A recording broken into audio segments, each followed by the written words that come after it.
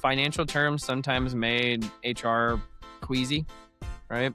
And so that they didn't necessarily feel like they understood it or owned it, and therefore they didn't want to be held accountable to it. And anytime HR creates a measure, there's also a degree of accountability associated with it.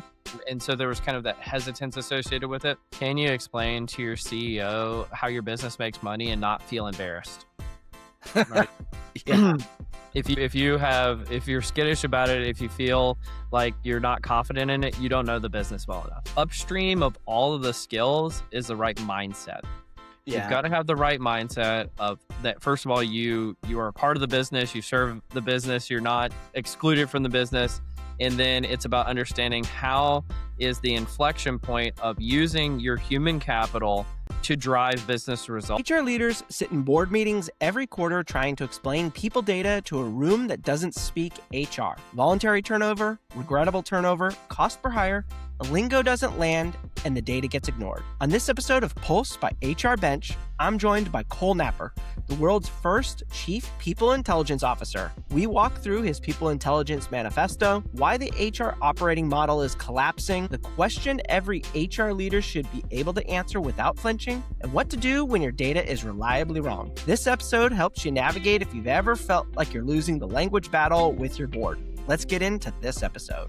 I'm here with Cole Napper. He is the leading people intelligence or people analytics influencer. And you said you're like the king of the nerds or the guy out there. But is there anything you would like the audience to know about you? Yeah. So I've recently started at HR Bench, the Chief People Intelligence Officer. I believe that's the first one in the world. And pretty excited to be kind of on the cutting edge in that respect. But also have my own podcast called Directionally Correct and a newsletter under the same name, Data Driven HR Academy. I published a book called People Analytics last year, and I do a variety of things to kind of give back to the community globally. So love this space, love this type of work, and I appreciate you having me on, Logan. What do you do? What are you doing currently to give back to the community? Yeah, so I historically I led the Dallas Fort Worth People Analytics meetup ever since 2018. And then for a brief stint, for about a year, I was leading as the community chair for the Society of People Analytics, which led all of the meetups globally, which I thought was pretty cool. And then now, more recently, still get back in Dallas, but I'm doing some stuff with the Boston one and the San Francisco Bay Area one as well. Yeah, that'll be good events. Now, I know we prepared a few items to chat through, but since talking about doing this episode and now you've released the People Intelligence Manifesto, and for our audience, they may not realize totally that there's this whole underground world in people analytics that's shifting around and moving. I kind of wanted to give you a chance to chat through some of the things you believe, because the People Intelligence Manifesto is a good section of kind of where things are going with analytics. And that's kind of going to be the foundation for what we talk about today for the HR folks. Anything you want to comment there? I have a few questions as we get through that, but... Yeah, so the thesis kind of came from, in the third chapter of my book, I coined this concept, the tree of value, which is people analytics, workforce planning, talent intelligence, and behavioral science as kind of being four branches of a tree that are nourished by the roots of the tree, which is the value of human capital labor data. Yeah. And in more mature HR functions at larger organizations, typically those are four distinct functions. And the thesis with the people intelligence is the tree is collapsing into one. And there's essentially going to be a data layer and an intelligence layer. And that's all that's left. And the world and organizations, at least in the near term, I see, because of the impacts of being in the post-ZERP era and AI more generally impacting them. I think smaller and medium-sized organizations are incredibly well-positioned because they're actually going to be able to, instead of deconstructing these type of functions and reconstructing them around that intelligence that I talk about in there, they can just build it out of the gate for the first time. Yeah. And so some of the things that I talk about in the manifesto is like, I don't ever think another human being should have to build a dashboard. Like, I just think that AI should be more equipped to do that. I think all the analytics that I've been talking about for years has been positioned more as a luxury item, when in reality, it's been a commodity for quite some time. And I go through and I list about 10 of these different bullet points of the manifesto. But the last is I actually don't think that these beliefs are controversial at all. I think they're shared by most of the leaders in the field. The leaders in the field are just, kind of concerned to say it out loud. So I said, hey, I'll say it for you, because I really think that this isn't the future, this is the present. And I'm trying to help equip people to be ready for the present and for the future. Yeah. So in some of those bullets, you said that the overall HR operating model is consolidating as one of your beliefs. I kind of wanted to touch on that because I guess that was a new concept for me. Yeah. And what you're thinking when you say that HR operating model. Is it like specifically within like the analytics function or just overall from CHRO all the way down? The overall from the CHR all the way down, Okay. there was a model that most widely adopted. There's lots of HR operating models out there, but the most widely adopted one is called the Ulrich model, for Dave Ulrich, who's at the University of Michigan. Hmm. Talked about breaking HR into HR business partners, centers of excellence, and then shared services. Yeah. And essentially, AI is eating shared services before our eyes, right? And it's the COEs and shared services, even before AI, were kind of collapsing into one already. And Yeah. so it was already kind of breaking down. And I just see a world where you have to have these kind of data native, AI native, data driven HR individuals that probably constitute what we meant by HR business partners. Although most HR business partners actually didn't kind of embody that mission, they mostly were working on things like employee relations. And then you're going to have the AI tech stack that's going to enable that happening. And that's going to be replace a lot of what is shared services, but also a lot of the core functions of those centers of excellence, where you still might have a true subject matter expert, one or two of them at an organization. But most organizations, especially in that small to medium size, a lot of that's going to get collapsed just into pure technology. Yeah, and in a lot of the mid-market companies, like some of them are going to be really small HR departments anyways already. And then the other thing, so thinking through that, you have in there also you talk a bit about HR becoming AI native, and now you're talking about HR or AI taking shared services portion. Mhm. This is probably going to be on the little more controversial side, I would imagine. Like, how do you see HR needing to adopt and become AI native? Yeah, I actually don't think it's all that controversial, at least on the shared services side. No one ever wanted to do shared services. It was really hard. Yeah, Like they have these ticketing systems. You have ways of trying to deal with like high volume requests. Many tools like pre generative AI already said they had AI that could help with a lot of these things. A lot of times it didn't work all that well. yeah, But I think like no one wanted to have to invest in headcount to have to do this. And frankly, the people who were doing it, it's a very kind of thankless job. It's not a whole lot of fun, doesn't pay particularly well. And so I think most folks would agree like this is probably a net positive, right? I don't yeah, think it's super controversial in that respect. The reality is, but being AI native, what that means is, can you construct this out of the box to do the work without needing to necessarily have, you know, having a logic based system for things getting done rather than a human based system of like tickets and somebody pulling them and that type of thing. And just, I don't know, it's just not a lot of fun, to be honest with you.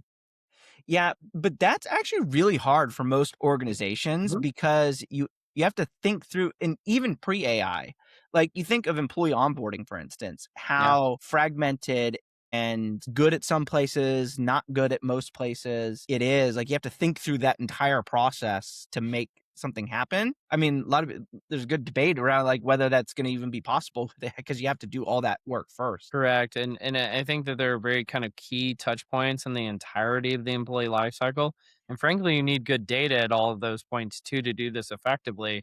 I've said that ever since AI came out, the key unlock for HR more generally is just this concept of knowledge management. So a Okay. huge part of what makes onboarding challenging, or a lot of these touch points challenging, is just where does the knowledge reside to be able to get the information you need to get onboarded? Where's your laptop coming from? Where do I need to do my payroll? How do I get things sent to my house? How, like if we're sending company swag, who's ordering the swag? Is there a backlog? And just having all of that knowledge in one place to have that exist for an organization has always been really challenging. I mean, I go back. I remember in the beginning of my career, but it was at the tail end of other people's career. They even had things like Lotus Notes that went out and managed some of this stuff. And then I'm blanking on the name of the tool, but it was like another tool that did a lot of this stuff. And then a lot of, folks have tried to pilot things like Jira and Atlassian and ServiceNow and things like that nowadays.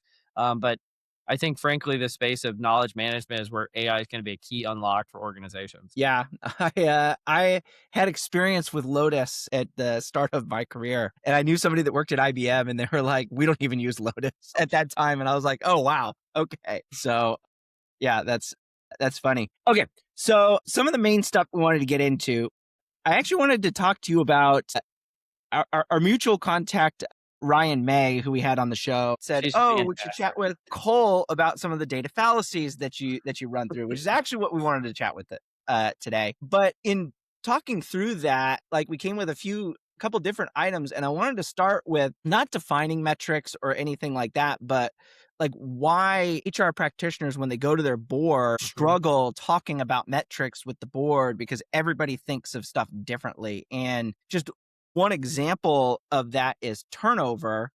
And when I've talked with HR leaders, it's always turnover and referenced as just turnover, but often they mean voluntary turnover. And when I first started in HR tech years ago, I didn't realize that distinction. And so that's kind of an example of a nuance that maybe not everybody in the business talks about. So how do you how would you advise HR leaders to start thinking about the metrics that they're doing and framing them in a way that maybe other people in the business aren't in that every day? Correct. Yeah, I think, and first of all, I want to say Ryan May is a gem.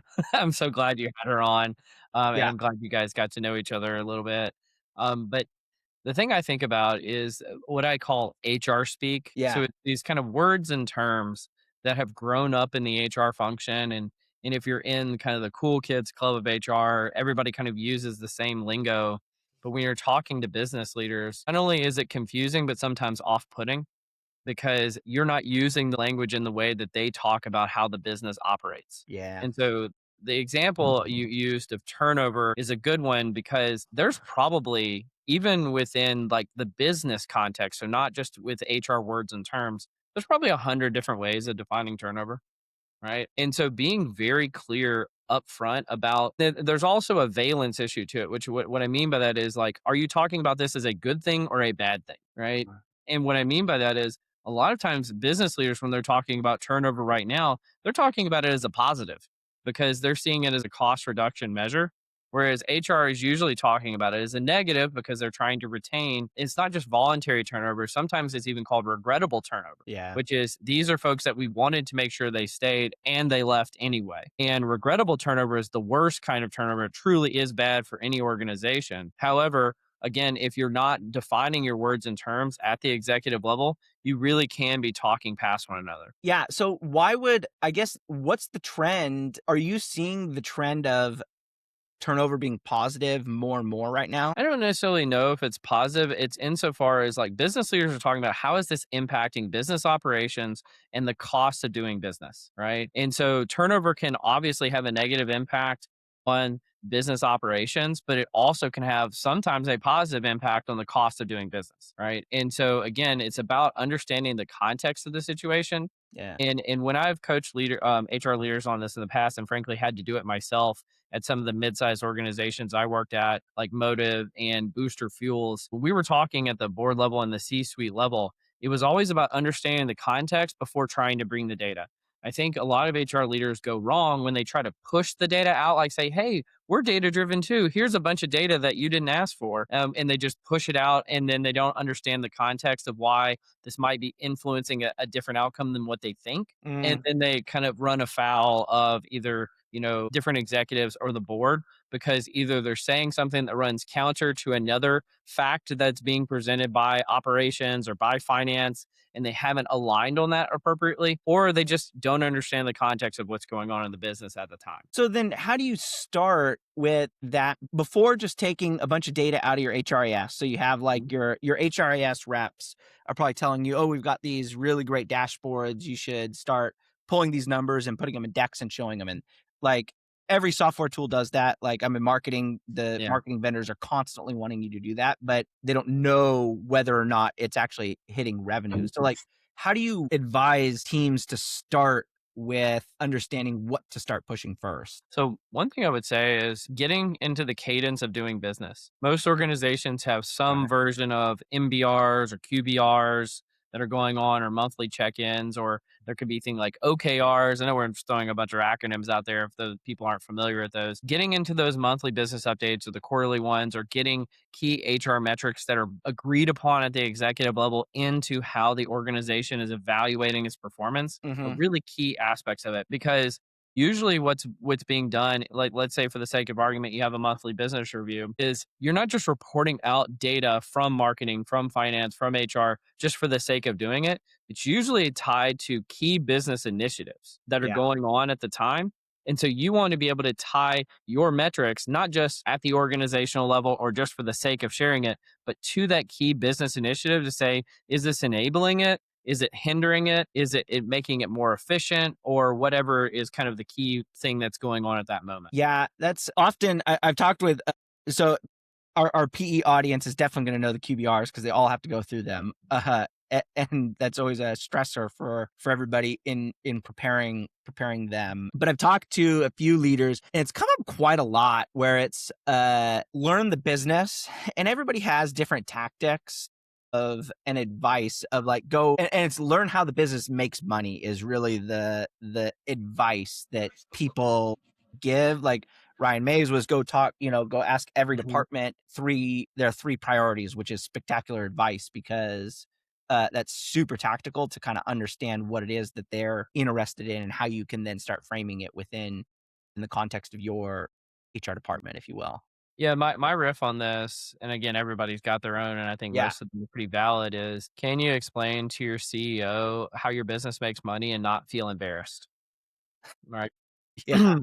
If you're skittish about it, if you feel like you're not confident in it, you don't know the business well enough. Yeah. And that's that's a good segue into one of the probably more popular things. It's always been a popular measure, but Mhm. I've heard that HR sometimes our audience might shy away from it, and that's revenue per employee. That's clearly in the last, I don't know, probably since 22, mid 22 is when that's become at the forefront of everybody trying to optimize that in the post ZERP era. And then AI is just accelerating it like gasoline on a fire. I guess my question to you, because you've probably talked with a lot of teams about this and helping them understand it within the business, why do some teams shy away from revenue per employee, or why is that like sometimes a scary thing to start being at the forefront of? Yeah, I think there's a few levels to it. And I would Yeah. say this may be somewhat of a historical artifact, because I think HR is kind of getting with the program too. Yeah. So this isn't as big an issue as it used to be. But I think the first level is just financial terms sometimes made HR queasy, right? And so that they didn't necessarily feel like they understood it or owned it, and therefore they didn't want to be held accountable to it. And anytime HR creates a measure, there's also a degree of accountability associated with it. Hmm. And so there was kind of that hesitance associated with it. Another is typically if you start to look at revenue per employee, the easiest way to fix it is layoffs. And so Yeah. HR doesn't necessarily want to just be the driver of layoffs after layoff after layoff, because the numbers don't necessarily add up correctly. But a lot of the pressure has come in the last few years from investors, not from the C suite itself. And it's because this is an easy way to benchmark yourself amongst firms. And frankly, getting this data has become easier too, and therefore more people are benchmarking it than they used to. But some, I actually want to give HR credit to a certain extent, that some organizations have really started to kind of champion this and adopt this. You used to be kind of persona non grata if you tried to share this at an HR conference, but workforce planning teams, and I've been a part of a few of those in the past, have always championed this metric. And I think workforce planning has been a very hot topic over the last few years. And so Yeah. I think that that mindset has kind of been winning out in this debate. Yeah, and it is interesting because it is the Mm. fastest way to fix it is layoffs, and that's the Yep. unfortunate thing I think you're seeing a lot of right now. I mean, Yep. you just can't get away with that. But the benchmarking piece of that is interesting because everybody wants to benchmark what's good in the context of how everybody else Yeah. is doing. And I have something I had thought about was like the benchmarking to me seems like it's a standard. It's like, what's the standard or the best practice? Yeah. And I kind of have a theory, or at least from my marketing experience, best practices or standards are for amateurs. It's for like at the start, like that's kind of Mhm. my take, and that you actually need something custom for your business. So even the benchmarking revenue for employee, yours could be higher or lower, but your profitability makes sense. Like, what is your Yeah. opinion on benchmarking stuff like that externally? Yeah, I think it's important and misunderstood at times. Yeah. And so one of my thoughts on this is like, let's take, I try to be really practical when I talk about these things. Is like there's company A and there's company B, and they have ostensibly the same revenue, they have the same business model, but for whatever reason, company B has twice as many employees. You're going to have a lot of investor pressure right now for company B to get with the program of company A. They're going to be seen as non-competitive. However, that's only if this thing doesn't happen. And what is this? It's if company B doesn't have a compelling narrative about why their doubling of the number of employees is going to bring future returns to investors, right? And PE firms are especially sensitive to this and saying, like, if you don't have a compelling vision for the future about why you're going to make more money, why margins are going to go up, why, maybe even though you have more employees, maybe you have like a higher margin for some reason because maybe your cost structure is lower on a per employee basis or something along those lines. So the reason, like, benchmarking helps you get you in the door, it Hmm. helps you understand the lay of the land, but it's only the opening overture.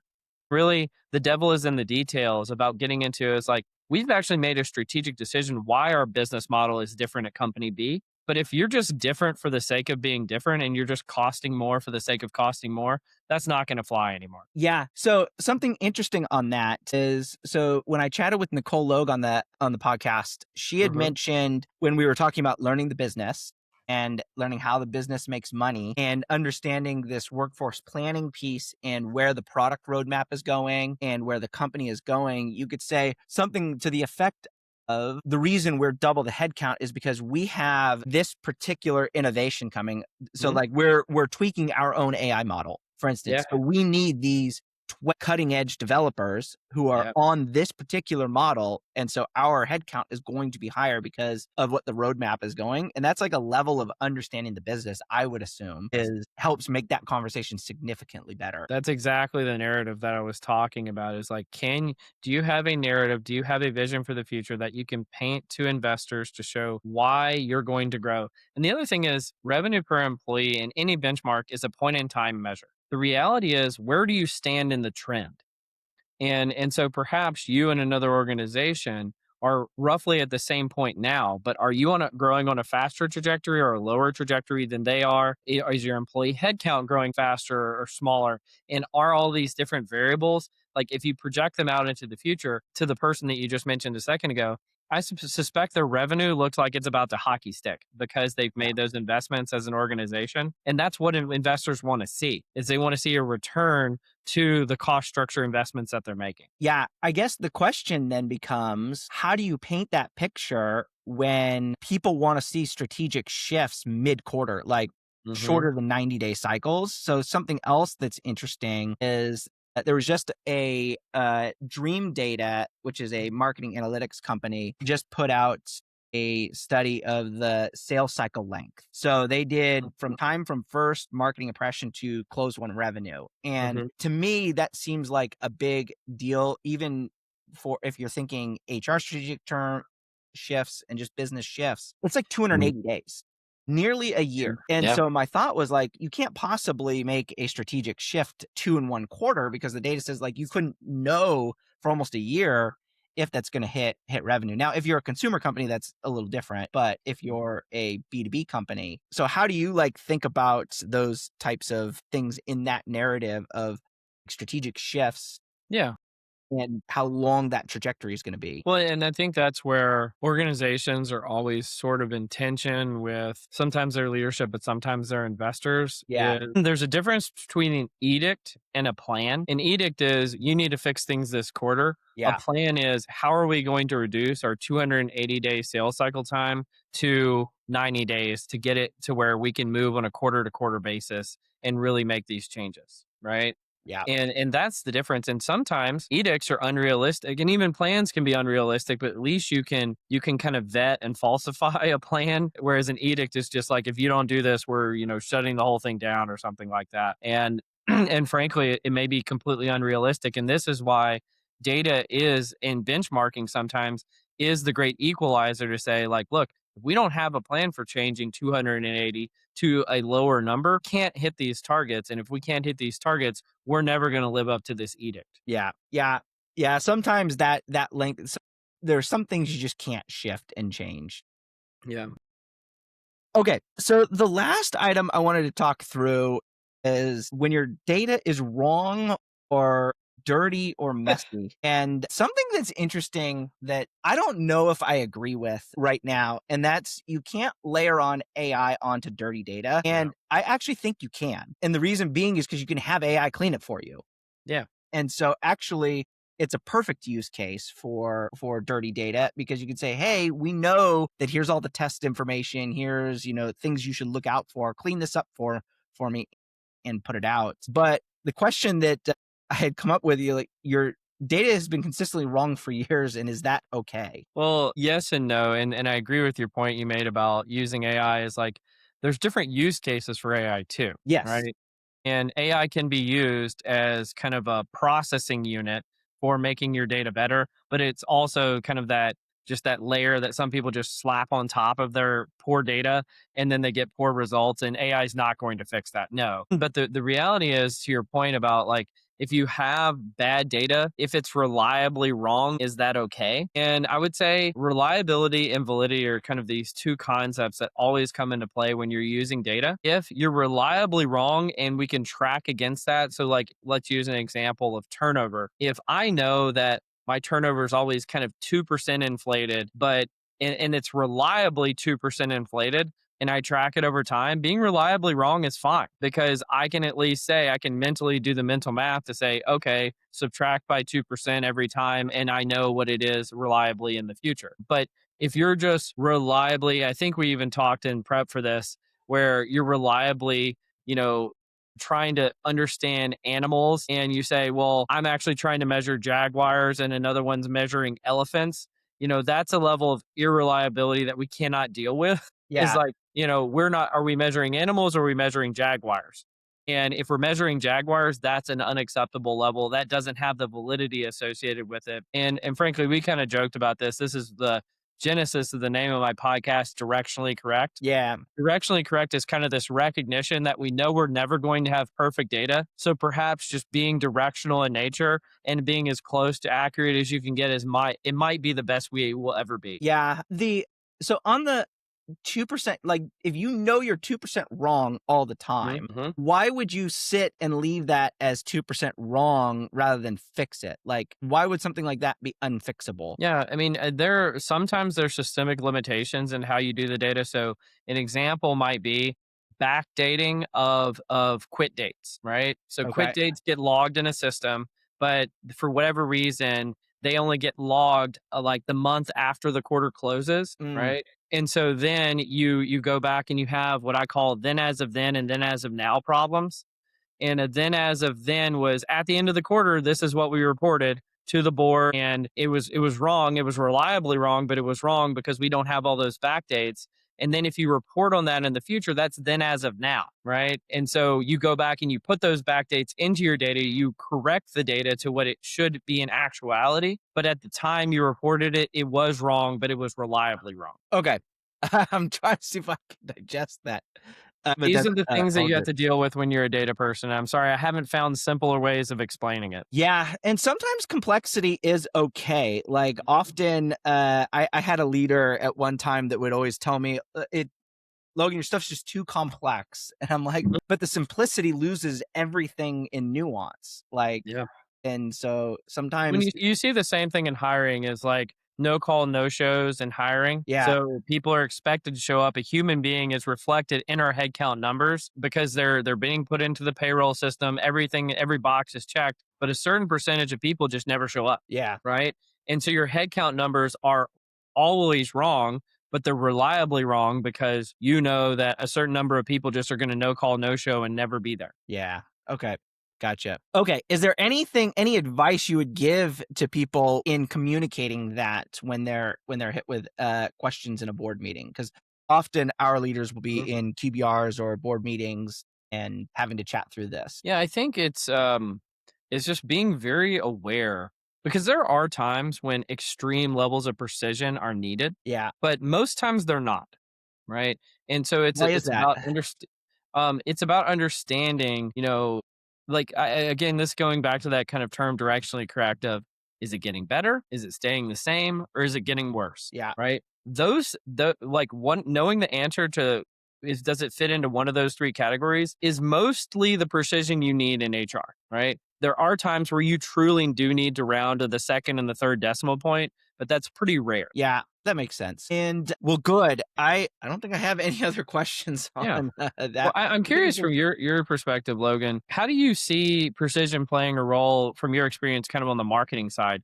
Because a lot of people Oh, that do this type of work, they say, what we do in HR with data is just what marketing was doing 15 or 20 years ago when it came to for customers. And so, do you see some of these things playing a role? yeah. The question is, do you have another hour? Yeah. This is a huge debate. So actually, something interesting. So the big debate in marketing is always attribution. Mm-hmm. So there's two debates, I think. Well, there's many debates, but I boil things down into two things. There's data collection, which for whatever reason seems to be a problem for a lot of marketing teams. Mm-hmm. And I don't think it's that difficult. And so it's collecting all the data and getting the right stamps. Often it's because you're stuck with a system like Salesforce or that doesn't seem to like to do things well between digital marketing stuff and normal marketing things. And so then you have like a HubSpot layer on top of it and these tool integrations that then seem to have issues. Yeah. Then there's an attribution problem where it's like, what happened first and where do we give credit so that we can then spend money on top? And that debate has raged for a decade, 15 years. And actually, the interesting thing, people are scrapping it all together now. I Really? just saw it. And this year, they basically, like CMOs are saying, we're just done. It's an unsolvable problem. And we're just going to look at the pie as a whole, which actually you have some influencers. He's not doing marketing now, but like Chris Walker was talking about that in like 2018. And so actually it's becoming everybody was trying to be as precise as possible. Yeah. Because average CMO tenure was like 18 months, had gotten to like 18 months because the sales team didn't have enough leads, didn't have enough good pipeline. And so then they would fire the CMOs. And because typically in a business, the closer you are to revenue, the more secure you are. And so marketing steps back from revenue. So they're acts before normally the sales team, because sales team is much closer to revenue. So it's actually moving more into your directionally correct piece, which is where I live. So like here at HR Bench, I'm testing a kind of newish format out where we do inbound, midbound, outbound. So we just 3 general buckets and then layer budget onto 3 buckets so that it's directionally correct. And we're not going to worry about first impression to closed one because it's a messy timeline. You'd probably have a lot of fun in marketing data. Absolutely. And actually, strangely, my last job, I sat in marketing for some reason. Yeah. And so that was very eye opening for me. But one of the things that most people find surprising is usually one of the biggest line item spends in HR is recruitment marketing. And so that's actually a huge budget issue when it comes to investing in things like LinkedIn and Indeed and all the different channels for bringing in, especially in high volume, kind of blue collar or service sector roles. Recruitment marketing can be one of the biggest spends for HR. Yeah, that makes a lot of sense. And what's interesting, I find, is that your external brand, which often sits in marketing, has a huge influence on whether or not you can effectively recruit. So like if you think of some of the bigger companies, I'll just take some SaaS companies. Like if you think of Anthropic right now, like their marketing team and, well, their product team is the marketing team right now. Yeah. That's not entirely true, but since their product is so cool, like that's helping fuel. So that obviously makes it good. But they probably have people knocking at the door wanting to work there because of that. You then have, like, we had our customer Kim Ray on the podcast. They have a whole marketing set around of culture, and that helps drive it. So there's this whole brand piece that sits in there. I think that companies forget that the whole thing is marketing. Like, marketing isn't like a department, like everything drives marketing. Traditional marketing, we're getting really in the weeds here for all of our HR folks, but it's good for you to know it is pertinent because recruiting people, you can partner with the marketing team to do it, to help improve that because you're external brand. So I don't know if you're familiar with the 4Ps. So I love old marketing models because it was pre all of this, like shift strategies every quarter, like all of this stuff. The CMO or the marketing function had come up with the 4Ps. So it's product, place, price, and people, I think, now that I'm doing it. But anyways, You committed. You had to fill in the last one. but all of that sat under marketing. So it was like marketing and operations was like how they envisioned in the 60s and 70s. So Mad Men era of marketing. And now marketing really handles like it's promotion. So yeah. Product, price, place, promotion. So most marketing teams only handle promotion. And so that has created a lot of strife in companies because product is a huge function of, like, are you going to do stuff? How you get it out to people? So that you see a lot of these concepts of like forward deployed engineers nowadays, which is essentially acting as like a product function on the ground with customers, which used to be the job of marketing. Correct. But that's to say that all of that model would have helped recruit people when it all sat within one section to think about it holistically. And now, if you think of like Coca-Cola, I bet you Coca-Cola has more of that function now than like a Salesforce, for instance. Because they're very traditional, like they're like the top marketing company of all time. Yeah. And I mean, they make everything is off of their brand, Yeah. Yeah. And then to your point about recruiting marketing budget, it's probably very easy for them to recruit. Absolutely. Relative because they're just spectacular. I don't know if they're spectacular regarded that way, but as far as a marketer is concerned, the Coca-Cola brand is huge. Yeah, I just had Sue Lamb, which is the VP of People Analytics and Culture at Coca-Cola on my podcast. So she'll be coming out soon, and she talks about some of this. Oh, nice. That's awesome. So, well, good, Cole. Hopefully, I'm curious if people are going to stick around for that whole monologue, but I'm sure they will, Logan. I'm sure they will. Interesting. It's an interesting dilemma for the marketers out there, and HR folks have to recruit marketers and understand like why they're recruiting them and they're turning over in 18 months or the business wants to move on from them in 18 months, which is very, very common now, unfortunately. Cole, is there anything else you would like to leave the audience with in how they can improve their skills in the boardroom? Yeah, I think, and I created an academy called the Data Driven HR Academy just for this reason, is like and one of the things I say in there is upstream of all of the skills is the right mindset. You've got to have the right mindset of that. First of all, you are a part of the business, you serve the business, you're not excluded from the business. And then it's about understanding how is the inflection point of using your human capital to drive business results. And then what is the data that's going to support tracking that and making that happen and enacting change in the real world. And then going through and building all those skills to how to understand that. So I think that's what I would leave folks with. And I really appreciate you bringing me on to have this conversation today, Logan. Yeah, it was great. And I will leave one comment. So we actually talked with Tim Williams on the podcast, and he does a lot of work with, he was at P&G for a very long time. And he talks about making the decision to lead. And that's what he helps coach HR folks is, make the decision to lead. And you're saying the exact same thing. Make the decision first and then let everything else follow. Absolutely. Couldn't agree more. Awesome. Well, thanks a lot. It was a pleasure to have you on. And I appreciate you asking about the marketing. I could go on forever. Hey, maybe we'll do another one on it sometime. Actually, that would probably be a good episode. All the data fallacies of marketing. Absolutely. Well, thanks for having me, Logan. Thanks a lot. Thank you for joining us for today's episode of Pulse, the podcast that has real conversations with HR leaders linking people to performance. HR Bench is the people analytics platform that turns HR data into business strategy. It connects to all your tools, HRIS, ATS, payroll, surveys, whatever you're using.